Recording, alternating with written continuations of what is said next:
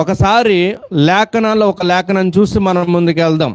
యోహాను గారు రాసిన సువార్త 5వ అధ్యాయం 39వ వచనాన్ని చూద్దాం.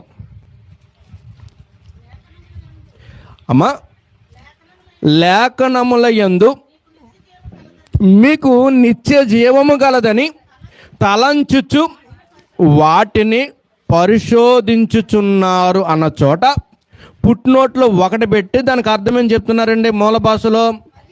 ఒరే పరిశోధించండి రా అన్నారు. అవునా కదండి? ఎక్కడుందండి నిత్య జీవితం? లేఖనంలో ఉంది కదండి. లేఖనాలు చదవకుండా క్రిస్మస్ చేసేటప్పుడు ఏం చేస్తున్నారు? ఎవరిష్టం వాళ్ళది. అవునా కదండి? లేఖనం చదివారంట, తూర్పు దేశపు జ్ఞానం పరిగెట్టుకుని కింద మీద పడతా వచ్చారు వాళ్ళు. అయితే లేఖనంలోనే నిత్య జీవితం దాగి ఉంది, దాన్ని మనం పట్టుకోవాలి. ఉదాహరణకి మీకు అర్థం కావాలంటే పాలలోనే వెన్నుంది, పాలలోనే వెన్నుంది, వెన్నలోనే నెయ్యి ఉంది కదండి. అవునన్న వాళ్ళు దేవుని స్తోత్రం చెప్తాం. పాలలోనే ఉందా? ఏం చేయాలి మనం?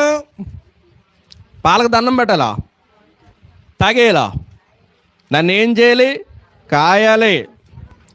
కాసిన తర్వాత దాంట్లో తోడేయాలి కదండి. తోడేసిన తర్వాత దాన్ని మళ్ళీ చిలక్కొట్టాలి.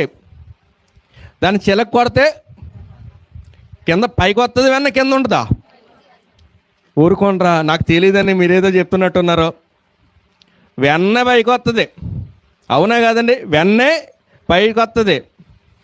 ఆ పెరుగు చిలికిపోయింది, కింద ఉంటుంది. అలాగే దాన్ని వేడి చేస్తే ఏమండి, వెన్న స్మెల్ బాగుంటుందా, నెయ్యి బాగుంటుందా? నెయ్యి బాగుంటుందమ్మా. అమ్మయ్య, పాలు స్మెల్ కన్నా నెయ్యి స్మెల్లే బాగుంటుంది, కాస్ట్ కూడా ఎక్కువ.